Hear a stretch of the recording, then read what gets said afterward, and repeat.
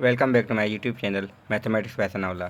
जैसा कि हमने लेक्चर 8 लास्ट में 1.5 सेक्शन कंप्लीट किया था, तो आज हम 1.6 को देखेंगे उसमें क्या क्या चीज़ें हैं। अब डायरेक्टली मैंने बोर्ड इसलिए नहीं दिखाया क्योंकि जो चीज़ें हमें करनी है पहले हमें यहाँ से देखनी है कि क्या क्या चीज़ें हैं जो बोर्ड पे हम कर सकते हैं, उसको डिटेल में कर देंगे, वरना आपको बताना है कि क्या क्या चीज़ें होती हैं। तो लाइब्रेरी ऑफ पेरेंट फंक्शन क्या होता है? लाइब्रेरी का मतलब होता है कि एक किस्म का फंक्शन है, यानी वैसे ही दूसरे भी हैं, सिर्फ फ़र्क ये है कि बिहेवियर वैसा ही होगा, कहीं शिफ्टिंग होगी, कहीं कुछ होगा। तो लाइब्रेरी का मतलब होता है कि जैसे हम बुक्स में जाते हैं ना, अगर मैथमेटिक्स के बुक्स हैं तो वो एक जगह होते हैं, अगर किसी और सब्जेक्ट के हैं तो किसी एक जगह होते हैं, इसलिए वहाँ पे हम लाइब्रेरी में होती क्या है, कलेक्शन होती है, मगर कैटेगराइज वे में। तो यहाँ पे भी यही कि फंक्शंस कैटेगरी में होंगे। तो पहले क्या है, linear and squaring function. Linear function हमें पता है एक्स प्लस बी फॉर्म में होते हैं, और स्क्वायरिंग फंक्शन अब जिस पे स्क्वायर हो तो वो क्वाड्रेटिक कह सकते हैं हम। राइटिंग अ लीनियर फंक्शन कैसे लिखेंगे हम? अगर राइट अ लीनियर फंक्शन, इन्होंने कहा एग्जांपल 1 में f(1) इज़ 3, f(4) इज़ 0। असल में ये दो पॉइंट्स हैं जिसको हम लिख सकते हैं 1,3 एंड 4,0। इसको हम स्लोप इस्तेमाल करके पॉइंट स्लोप फॉर्म जो हमने किया हुआ है 1.3 सेक्शन था हमारा, उसमें हमने किया था, तो वो उसी तरीके से ये हो रहा है। फ़र्क क्या है, वहाँ पे हम इक्वेशन ऑफ लाइन कह रहे थे, यहाँ पे वो फंक्शन होगा। फ़र्क ये क्योंकि y इज इक्वल f(x) होता है, जैसे यहाँ इन्होंने लास्ट में किया है। इसका इन्होंने ग्राफ भी बना दिया है। और इसके अलावा क्या है, दो स्पेशल टाइप के दो स्पेशल टाइप के फंक्शंस होते हैं। एक कांस्टेंट फंक्शन जो एक किसी के नंबर के बराबर हो, और आइडेंटिटी फंक्शन क्या है, वो खुद के बराबर, यानी f(x) इज इक्वल x जैसे लिखा हुआ है यहाँ पे। तो आइडेंटिटी फंक्शन कुछ का इस तरह का होता है, और कांस्टेंट फंक्शन हमेशा हॉरिजॉन्टल लाइन होगी। सिमिलरली ये दूसरा स्क्वायर फंक्शन है। स्क्वायर फंक्शन में आपके पास क्या क्या, अब इन्होंने तो ना प्रॉपर्टीज़ बताई हैं कि इसकी यू शेप होता है, ये वो जैसे सारी चीज़ें इन्होंने डिटेल में बताई, आप समझ सकते हैं इसको। Cube, square root and reciprocal function. Cubic function क्या होगा जिसपे क्यूब हो, रूट फंक्शन क्या होगा जिसपे स्क्वायर रूट हो, रेसिप्रोकल यानी 1/, फॉर्म में हो। ठीक है, 1/, फॉर्म जैसे 1/x हम कह लें, तो ये हमारा रेसिप्रोकल फंक्शन कहलाता है। Similarly step and piecewise function क्या होंगे? स्टेप फंक्शन हम कहते हैं जो एक एक स्टेप के बाद आए। इसका मतलब क्या है, अब यहाँ पे भी f(x) इज इक्वल, अगर ऐसे, इसका मतलब ग्रेटेस्ट इंटीजर लेस हो या इक्वल टू x हो। ठीक है, तो हमें वो बड़ा इंटीजर लिखना है जब वो लेस या इक्वल हो। अगर मेरे पास देखें -1 या -1 से कम नंबर जो भी होंगे उसका हम आंसर क्या लेंगे, -1 लेंगे। फॉर एग्जांपल आपके पास नंबर है -0.5। अब क्योंकि -0.5 -1 से देखें क्या है, ग्रेटर है या लेस है? यहाँ पे देखें ये ग्रेटर होगा, क्योंकि निगेटिव नंबर जितना बड़ा होता है उतना कम होता है, तो इस वजह से इसका आंसर 0 आ जाएगा। अगर हम इस यहाँ पे लिखें -1 से कौन कौन से नंबर कम होते हैं इंटीजर के अलावा, तो -1.5 लें या -1.75 लें, इसका सबका आंसर क्या होगा, -1। ग्रेटेस्ट इंटीजर का मतलब है कि अगर -1 और -2 इन दोनों के दरमियान जो भी हम नंबर लेंगे उस पर जब ये फंक्शन अप्लाई होगा तो इसका आंसर हमारे पास हमेशा -1 आएगा, क्योंकि उन सब नंबर से सबसे बड़ा जो नंबर है वो -1 है। सिमिलरली इसका समझे ये भी समझ सकते हैं, जब 0 और 1 के दरमियान जो भी नंबर हो उसका आंसर हमारे पास क्या होगा, 0। ठीक है, ग्रेट क्या कह रहे हैं, f(x) the greatest integer less than or equal to x, x से कम हो या एक्स के बराबर हो। 0 है तो 0 आएगा, मगर देखें इन्होंने लिखा है 1/10 या उससे कम नंबर, तो कौन कौन से होते हैं हमारे पास, ये आ जाएगा 0। हालांकि देखिए 1.5 में इन्होंने देखिए 1 रखा है, 1.9 से की वजह से इन्होंने क्या लिखा है, क्योंकि डेफिनेशन इसकी है greatest integer less than or equal. अच्छा सॉरी, मैंने मिस्टेक करा था, यहाँ पे उसको हम सीलिंग फंक्शन जिसकी मैं बात कर रहा था, राइट वाला। यहाँ पे क्या है कि जहाँ पे जो भी नंबर है उससे लेस हो या उसके इक्वल हो वो इंटीजर हम लेंगे। जैसे 1.9 इससे कम इंटीजर कौन सा होता है, वो 1 होता है। 1.5 उससे भी कम 1 होता है। -1 से लेके -1 खुद ही है, ऐसे। सिमिलरली आगे क्या है, एवेल्यूटिंग स्टेप फंक्शन। एवेल्यूट का मतलब है कि अगर आपके पास -1 पर ठीक है, मसला नहीं है, हम लेते हैं 3/2 पे। अब 3/2 पे जब हम ये फंक्शन अप्लाई करेंगे, या 3/2 का मतलब 1.5 होता है, तो इसके लिए इसका आंसर 1 होगा। अब मगर ओवरऑल भी 1 है तो 1 + 1 2 मिलेगा, जो कि आपका लास्ट में है। आगे अगर हम देखें ग्राफिंग का पीस वाइज फंक्शन, अब ग्राफ कैसे बनाते हैं, पीस वाइज का हमने लास्ट में थोड़ा बहुत जिक्र किया था। इसमें होता क्या है, हम कहते हैं कि एक फंक्शन है ना, पीसेज में डिफाइंड है। जैसे ये यहाँ पे इसको समझ लें आप। अब पहले क्या है इसका बिहेवियर, पहले भी लीनियर है बाद में भी लीनियर है। फ़र्क ये है कि पहले वो पॉजिटिव स्लोप वाला है, फिर वो नेगेटिव स्लोप वाला है। क्यों? क्योंकि इन्होंने इक्वेशन ही ऐसे दिए हैं 2x+3 की अगर लाइन देखें ये पूरी बनेगी मगर यहाँ तक बना, क्योंकि इन्होंने लिखा है कि लेस देन और इक्वल टू 1 तक हमें ऊपर वाली लाइन बनानी है, नीचे वाली लाइन जो हमें ग्रेटर देन 1 के लिए ये वाली बनानी है। तो इस वजह से हमने ये जो लाइन बनाई है ये कह लें राइट साइड पे, राइट साइड वाली का स्लोप नेगेटिव रखा है क्योंकि वो -x+4 है, और लेफ़्ट साइड वाली हमारी पॉजिटिव स्लोप वाली लाइन है। सिमिलरली अगर ये भी है दूसरा, इसका भी आप बना सकते हैं ग्राफ। अब हमारे पास पेरेंट फंक्शन आते हैं। पेरेंट फंक्शन क्या है? एक है y=x या f(x)=x, जिसको हम आइडेंटिटी फंक्शन भी कह रहे थे।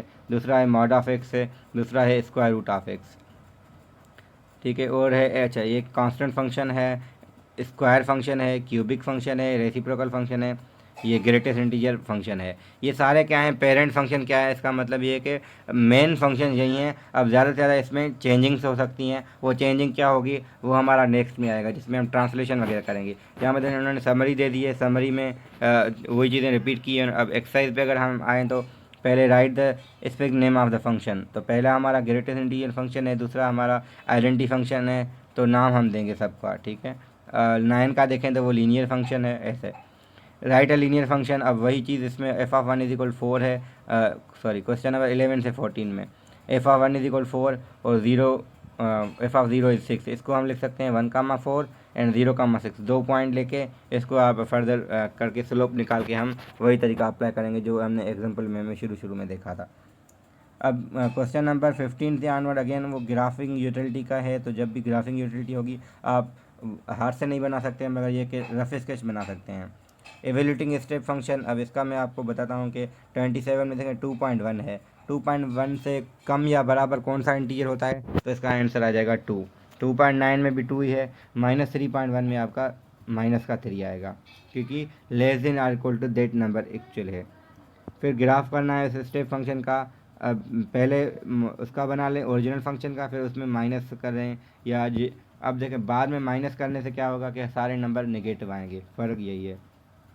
मैं यहाँ पे बना सकता था क्योंकि ऐसे में बना भी लूँ, मगर ये है कि बोर्ड में बीच में मुझे बोर्ड की जो है ना लगानी पड़ेगी। अब मैं देखूँ कि कौन कौन सी, अब 31 का मैं 31 और 33 में अपने पास लिख लेता हूँ मैं। इसके बाद बोर्ड पे हम करेंगे, यानी इसी में वीडियो अटैच होगा। वो 31 वो है g(x) greatest integer function of x, ठीक है। और दूसरा हमारा है ग्रेटेस्ट इंटीजर फंक्शन x-1, ठीक है। ये मैं 2 फंक्शन अपने आप लिख लेता हूँ। और हमें लिखने हैं अब 34 तक ये हो गया।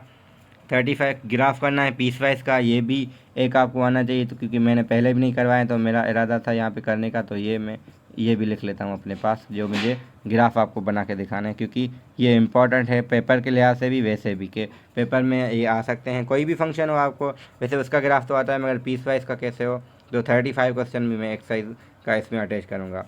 अब बाकी जो है इसके आगे वाले ग्राफ करना है स्टेप, वो भी हमने 41 से ऑनवर्ड अगेन ग्राफिंग यूटिलिटी के हैं। फिर वर्ड प्रॉब्लम जो है ना हमने डिस्कस वैसे भी अलग से करने हैं। तो ट्रांसफॉर्मेशन है जो वो इम्पॉर्टेंट होगी, वो हम अलग सेक्शन में करेंगे। इसमें मैं सिर्फ क्वेश्चन करके अटैच करूँगा इस वीडियो को। जैसा कि मैंने कहा था कि मैं इस पर अटैच करूँगा, तो मैंने 31 क्वेश्चन नहीं किया, 33 क्वेश्चन या कोई है, अब नाम मुझे याद नहीं है कि ये मैं करना। इसका पहले मैंने बनाया है इसका, ठीक है। इसका कैसे बना रहे हैं? क्योंकि हमने डेफिनेशन लिखी थी कि लेस देन और इक्वल टू दैट x, ठीक है। जैसे ही हमारा देखो 0 और 1 के दरमियान नंबर होगा वो 0 आएगा आंसर। जैसे ही हम 1 पे पहुँचेंगे 1 होगा, 1.1, 1.2, 1.9 तक हमारा 1 ही रहेगा। जैसे ही हम 2 पे पहुँचेंगे फिर शिफ्ट हो जाएगा। सिमिलरली ये है हमारा ओरिजिनल का। अब यही फंक्शन बनेगा मगर शिफ्ट के साथ। अब फ़र्क क्या है? इसमें -1 हम करते जाएंगे। अब यहाँ पे क्या है, पहले 1 आ रहा था तो 0 आएगा, तो यहाँ पे ये ऐसे बनेगा, ठीक है। फिर यहाँ पे भी ऐसे बनेगा, और ये जो था ये यहाँ पे अब यहाँ पे आ जाएगा, क्योंकि शिफ्टिंग हम वैसे करेंगे। अब ओरिजिनल को छोड़ दें, भले आप इसका ही बना दें, क्योंकि हम पहले इसका देखेंगे इसका वैल्यू क्या आ रहा है। इसका 0 पे ये 0 ही आएगा, -1 करने पे -1, अब 0 पे -1, इस वजह से ये इंक्लूड ऐसे है। जैसे ही हमने 0 पॉइंट समथिंग पुट करते जाएंगे, पहले वो 0 आता, अब वो -1 होके, अब अगर माइनस का देखें यहाँ पे इसका वैल्यू क्या आएगा, जब भी मैं 0.5 भी पुट करूँगा इसकी वजह से इसका क्या आएगा आंसर 0 आएगा। अब 0 - 1 अगेन -1। सिमिलरली ये भी ऐसे, तो ये यही वाला सॉरी यही बन रहा है, मगर मैंने ध्यान नहीं दिया। तो यही बन रहा है फंक्शन जिसको हमने शिफ्ट किया है। अब शिफ्टिंग वैसे ट्रांसलेशन आगे है, मगर यहाँ पे हम ओरिजिनल का अगर देखें तो इसका ऐसे बनता है, क्योंकि जैसे हम 0.1 0.2 0 पॉइंट रखेंगे 0 होगा, जैसे हम 1 जाएंगे तो ये 1 हो जाएगा, 1 से आगे जैसे चलेंगे ये 1 रहेगा, जैसे ही 2 पे पहुँचेंगे फिर शिफ्ट होगा। सिमिलरली यही है कि ओवरऑल में माइनस है, इसका जो आंसर निकलेगा अगर मैंने 0.5 रखा है तो इसका आंसर 0 आ रहा है। 0 - 1 इज़ -1। इसकी फ़र्क क्या आ रहा है कि ओरिजिनल ये फंक्शन है पेरेंट फंक्शन जिसको हम कह रहे थे, ये एक फंक्शन है पेरेंट टाइप। पेरेंट फंक्शन क्या होता है जिसमें अब इसी का ही सिर्फ शिफ्टिंग है ये, और कुछ नहीं है, तो इस वजह से हम इसको पेरेंट फंक्शन कहते हैं कि ये ओरिजिनल फंक्शन हमारे ये हैं, बाकी क्या है इनमें चेंजिंग्स होंगी। आगे हम वैसे ट्रांसलेशन करेंगे। अब मेन आते हैं हम पीस वाइज पे। तो इसका ग्राफ हम कैसे बनाएंगे पीस वाइज फंक्शन का?